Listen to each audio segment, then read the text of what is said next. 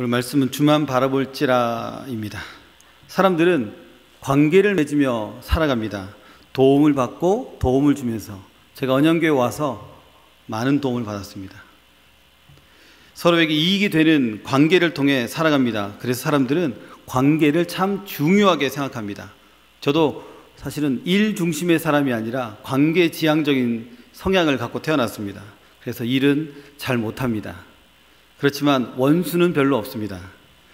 관계의 온도가 떨어질 때 외로움, 고독이 몰려옵니다. 하나님도 관계를 아주 중요하게 생각했습니다.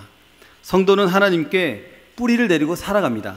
그래서 하나님과 좋은 관계를 맺을 때 풍성한 영양분을 공급받습니다. 하나님과의 관계 온도가 쭉 올라가지 않습니까? 감사, 기쁨도 쭉 올라갑니다. 좋은 관계는 우리가 살아가는데 아주 귀중한 자산입니다. 그래서 좋은 관계에 해당하는 이 헬라어 단어 의가 디카우 시네입니다. 예수 그리스도를 믿으면 우리가 잘 알듯이 의롭게 된다라고 알고 있습니다. 이때 우리가 도덕적, 윤리적으로 의롭게 된다, 착한 사람이 된다, 그런 의미가 아니라 하나님과 이제 좋은 관계의 문이 열렸다라는 의미입니다. 하나님과의 관계의 문이 열렸기 때문에 하나님께서 우리에게 풍성한 양급을 이제 주실 것이다라는 것을 믿어야 된다는 것입니다. 오늘 말씀을 통해서 우리 하나님과 관계를 맺을 때 공급되는 풍성한 그 양분은 과연 무엇일까 한번 질문을 던져봤습니다. 첫 번째는 우리 예수님께서 주신 선물 화평입니다. 믿음으로 구원받는 사람에게 주시는 하나님의 선물입니다. 그것은 하나님과 화평을 이루는 것입니다. 죄로 인해 우리 하나님과 관계가 단절되었습니다. 그런데 예수님 덕분에 관계가 이어졌고 이제는 좋은 관계가 되었다는 것입니다. 이것이 화평입니다. 좋은 관계를 성경은 이렇게 말합니다. 의롭게 되었다. 1절을 다 함께 읽어보겠습니다. 5장 1절입니다. 그러므로 우리가 믿음으로 의롭다 하심을 받았으니 우리 주 예수 그리스도로 말미암아 하나님과 화평을 누리자. 아멘. 믿음으로 우리 모두가 좋은 관계가 되었으니 이제 우리가 하나님과 화평을 누리자, 이렇게 말씀하고 계십니다. 대면하면 손잡을 수 없습니다. 가을이라 그런지 길을 걷다 보면 부쩍 손을 잡고 거니는 분들이 많이 계십니다. 신혼부부 또는 결혼을 앞둔 이 연인들이 나란히 서서 손을 잡고 걸어갑니다. 그 모습이 어떻습니까? 부러우면 지는 겁니다. 그들의 모습이 아름다워야 됩니다. 아, 아름답다, 보기 좋다. 손을 잡으면 상대방의 체온이 느껴집니다. 내 손의 체온도 상대방에게 전해집니다. 그래서 손을 잡을 때 더 친밀하고 더 애틋해지는 겁니다. 저도 연애할 때 아내의 손을 잡았는데 이 아들이 커가면서 아들이 그 손을 빼앗았습니다. 아들과 나란히 서서 걸을 때 제일 먼저 아들이 손을 탁 내밉니다. 그리고 아버지의 손을 딱 잡습니다. 지금도 아들과 함께 걸어가면 손을 딱 내밉니다. 부러우면 지는 겁니다. 손잡고 걸어갈 때 어떤 느낌이 드는지 아십니까? 마음에 평화가 밀려옵니다. 그때 우리 아들이 그때 사고 쳤지, 그때 나한테 대들었지, 다 이해가 되고 용서가 됩니다. 그래서 오늘 집에 가실 때 그냥 대면 가지 마시고 가족 간 손을 잡고, 전제 조건은 가족입니다. 가족이 아닌데 막 손을 잡으면 큰일 납니다. 가족 간 손을 잡고 한번 걸어가 보십시오. 서로의 체온을 한번 느껴보십시오. 더 친밀해지고 사랑스러워지고 용서가 되고 이해가 됩니다. 하나님과 우리와의 관계가 이렇게 좋아지면 현재의 모든 삶이 이해가 됩니다. 미래에 대한 해석도 달라집니다. 현재의 삶은 어떻습니까? 감사하게 됩니다.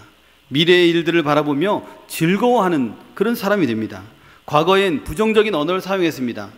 안 된다, 못한다, 할 수 없다, 이런 말들을 많이 꺼냈고 부정적인 언어를 많이 썼습니다. 이제는 믿음의 언어, 긍정의 언어를 사용합니다. 할 수 있다, 하면 된다, 해보자, 할렐루야, 아멘, 이렇게 가는 겁니다. 네, 한번 해보시겠습니다. 할 수 있다, 하면 된다, 해보자, 할렐루야, 아멘. 어떻게 이게 가능합니까? 어떻게 이게 가능합니까? 하나님 아버지가 나의 아버지가 되셨기 때문에 가능한 겁니다. 원수마귀는 매일같이 말합니다. 내일 일을 염려해라, 내일 일을 두려워해라, 이렇게 말하죠. 두려움과 염려의 구덩이 속에 우리를 막 집어넣게 합니다. 건강상의 문제 있지, 재정상의 문제 있지, 그리고 또 너의 자녀 문제 엄청 많지, 너의 인생은 꼬였어, 너의 가정도 꼬였어, 너의 자녀들의 앞길은 다 막혔어 라고 말합니다. 그러나 그렇지 않다는 거죠. 하나님과 좋은 관계를 맺으면 이 모든 것이 풀린다는 것입니다. 현재뿐 아니라 미래에도 나를 인도하실 하나님을 바라보며 우리는 즐거워해야 됩니다. 하나님, 나는 지쳤습니다. 하나님, 지금 낙심됩니다. 더 이상 일어날 힘이 1도 없습니다. 언제까지입니까? 그러나 주님, 아무 증거 안 보이고 아무 소리 안 들리고 손에 잡히는 것 하나 없지만 내 앞에 계신 주님께서 나의 모든 염려와 근심을 다 해결하고 내 참 기쁨과 내 참 소망을 주실 줄 믿습니다. 이 고백이 우리의 고백이 되어야 됩니다. 이것이 믿는 자들이 누리는 축복입니다. 하나님과 좋은 관계를 맺으면 혹 환난이 임했을지라도, 환난을 만났을지라도 좌절하거나 원망하는 것이 아니라 오히려 하나님, 이 환난 때문에 내게 소망과 하나님의 사랑 가운데로 인도하심에 감사를 드립니다 라고 고백할 수 있다는 것입니다. 2절과 5절 우리 함께 읽어보겠습니다. 5장 2절에서 5절까지 조금 길지만 읽겠습니다. 또한 그로 말미암아 우리가 믿음으로 서 있는 이 은혜에 들어감을 얻었으며 하나님의 영광을 바라고 즐거워하느니라. 다만 이뿐 아니라 우리가 환난 중에도 즐거워하나니 이는 환난은 인내를, 인내는 연단은, 연단은 소망을 이룬 줄 알미로다. 소망이 우리를 부끄럽게 하지 아니함은 우리에게 주신 성령으로 말미암아 하나님의 사랑이 우리 마음에 부은 바 됨이니. 아멘. 우리 예수님께서 주신 이 아름다운 선물, 의입니다. 믿음으로 의롭게 되었다. 곧 화평을 굳게 붙드셔서 현재와 미래에 이 축복이 넘치는 삶을 사시기를 주님의 이름으로 축원드립니다. 두 번째, 우리 예수님께서 우리에게 주신 선물은 생명입니다. 그냥 생명이 아니고 영생입니다. 예수님은 우리에게 영생을 주셨습니다. 이것을 이해하려면 그리스도를 한번 살펴보아야 합니다. 그리스도는 누구신가? 요한복음 14장 6절에 예수께서 이르시되 내가 곧 길이요 진리요 생명이니 나로 말미암지 않고는 아버지께로 올 자가 없느니라. 예수 그리스도는 길과 진리, 생명이 되십니다. 요한복음 1장 1절에 태초에 말씀이 계시니라. 이 말씀이 하나님과 함께 계셨으니 이 말씀은 곧 하나님이시니라. 우리 예수님은 하나님이십니다. 우리 예수님은 말씀이십니다. 이 예수님께서 누구를 위하여 죽으셨단 말입니까? 라고 묻는다면 답은 하나입니다. 우리를 위해서 죽으셨습니다. 이사야 말씀 같이 한번 읽어보겠습니다. 그가 찔림은 우리의 허물 때문이요 그가 상함은 우리의 죄악 때문이라. 그가 징계를 받음으로 우리는 평화를 누리고 그가 채찍에 맞음으로 우리는 나음을 받았도다. 우리는 다 양 같아서 그릇 행하여 각기 제 길로 갔거늘 여호와께서는 우리 모두의 죄악을 그에게 담당시키셨도다. 아멘. 우리가 어떤 상태일 때 그리스도께서 죽으셨단 말입니까? 그게 6절과 8절과 10절에 나오고 있습니다. 우리가 아직 연약할 때에 기약대로 그리스도께서 경건하지 않은 자를 위하여 죽으셨도다. 또 8절에 우리가 아직 죄인 되었을 때에 그리스도께서 우리를 위하여 죽으심으로 하나님께서 우리에 대한 자기의 사랑을 확증하셨느니라. 또한 10절에 말합니다. 곧 우리가 원수 되었을 때에. 6절과 8절, 10절을 통해서 알 수 있는 것은 연약할 때, 죄인 되었을 때, 하나님과 원수가 되었을 때 우리를 위해서 죽으셨다라고 말씀하고 있습니다. 로마서 3장 10절에서 18절에 보면 우리의 추악한 모습이 너무 적나라하게 잘 나와 있습니다. 하나님을 찾지 않는 사람들, 악을 행하는 사람들, 거짓을 일삼고 그 입술에는 저주와 악설이 가득한 사람들, 이게 누구냐? 우리란 말입니다. 우리가 그러한 사람들이다 라고 말하고 있습니다. 좋은 말 있습니까? 좋은 말 1도 없습니다. 로마서 3장 10절 18절에서 우리의 인생을 볼품없는 인생, 무너져가는 인생, 만신창이가 된 인생이라고 표현하고 있는 것과 동일합니다. 이 표현을 보면 서글픕니다. 우리가 이런 인생이었나? 우리가 이렇게 볼품없는 인생이었나? 우리가 이렇게 이미 무너져버린 인생이었나? 한탄할 때가 있습니다. 그런데 소망은 우리 예수님께서 이와 같이 볼품없는 우리들, 만신창이가 된 우리들, 소망 없는 인생, 우리들 가운데 오셔서 우리를 하나님과 화목하게 하셨다라는 것입니다. 우리 예수님은 우리를 위해서 하늘의 그 찬란한 모든 영광을 다 내려놓고 이 땅에 내려오셨습니다. 이 땅에 오셔서 십자가에서 살찢고 피 흘려 죽으셨습니다.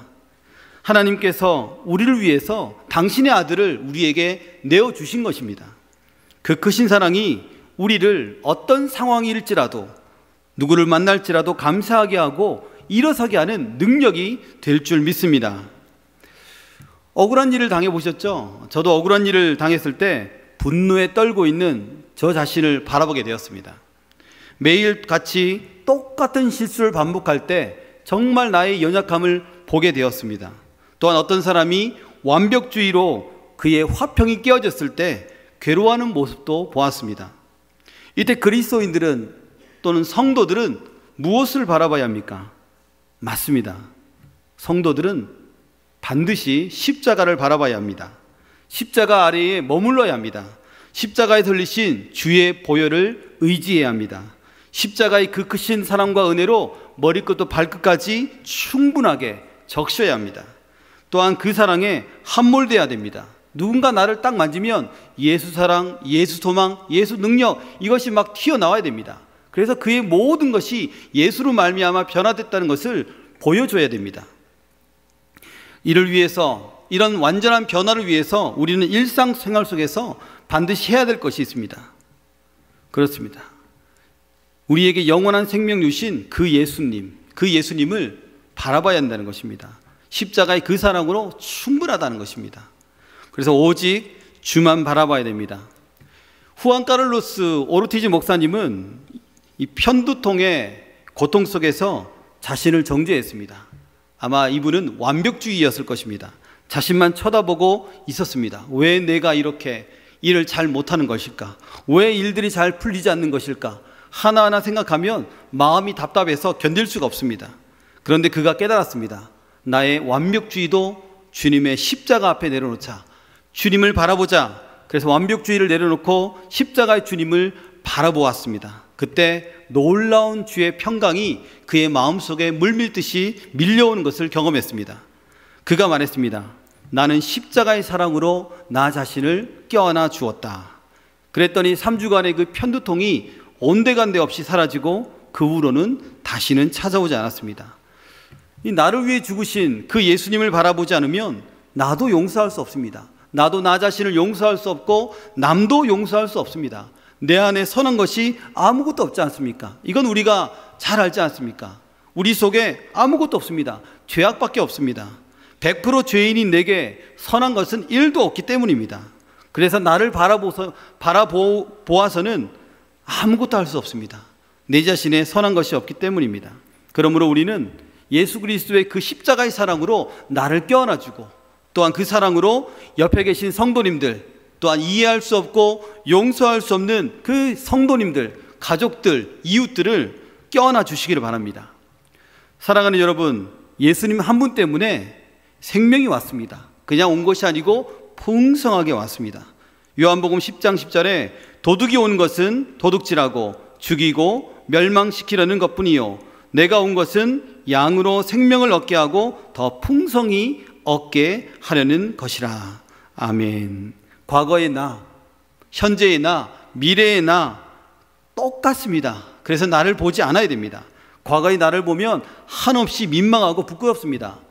현재의 나를 보아도 동일합니다. 창피합니다. 민망합니다. 미래의 나도 별반 다르지 않을 것입니다. 바라옵기는 오직 우리를 구원하신 주님께 소망을 두고 영생을 주신 우리 주님만을 바라보는 우리 모두가 되시기를 소망합니다. 이와 같이 하나님께서 의로움을 주시고 화평을 주시고 생명을 주셨다. 이제 우리가 해야 될 것은 반복된 내용이지만 딱 하나입니다.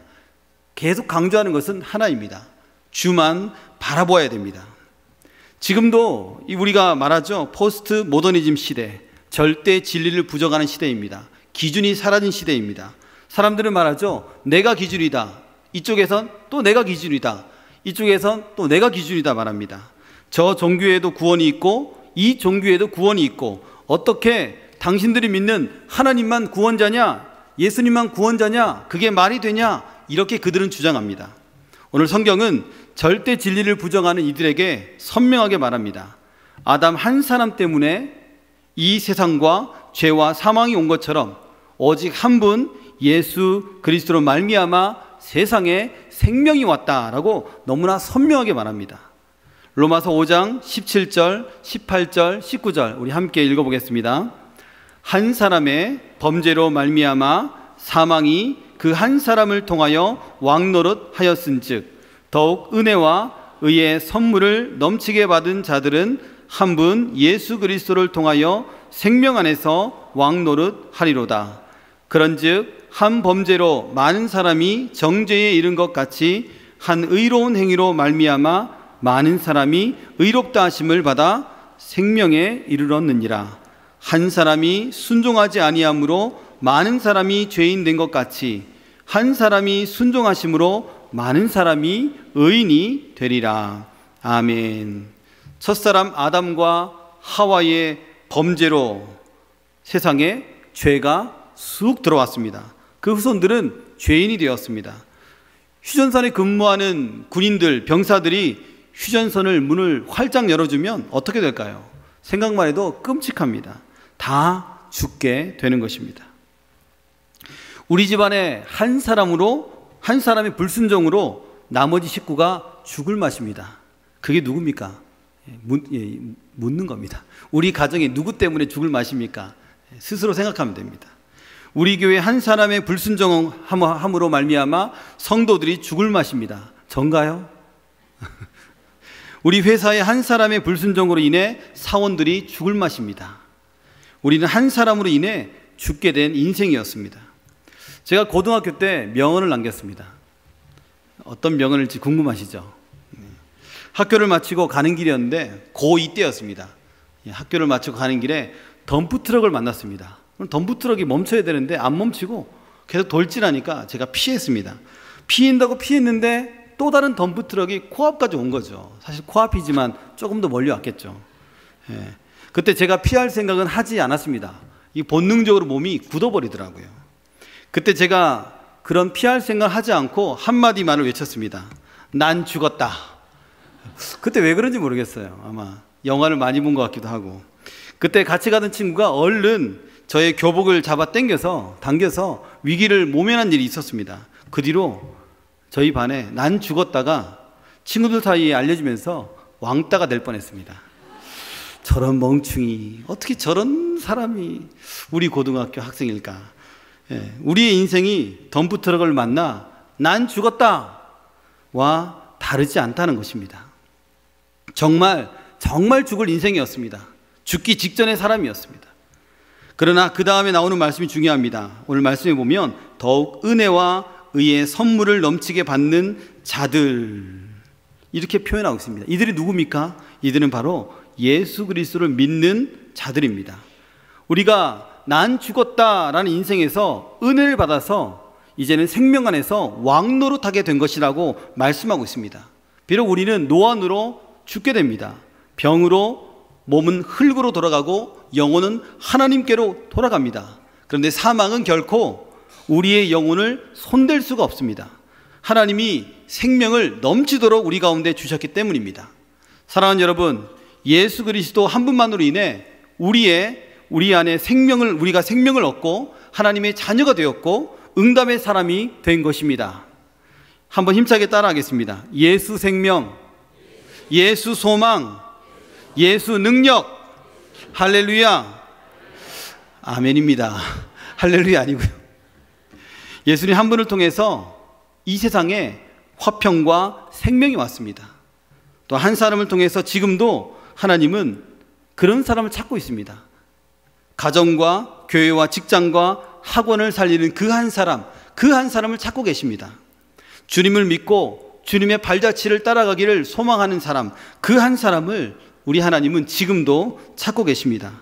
그가 바로 저와 여러분이 되시기를 소망합니다.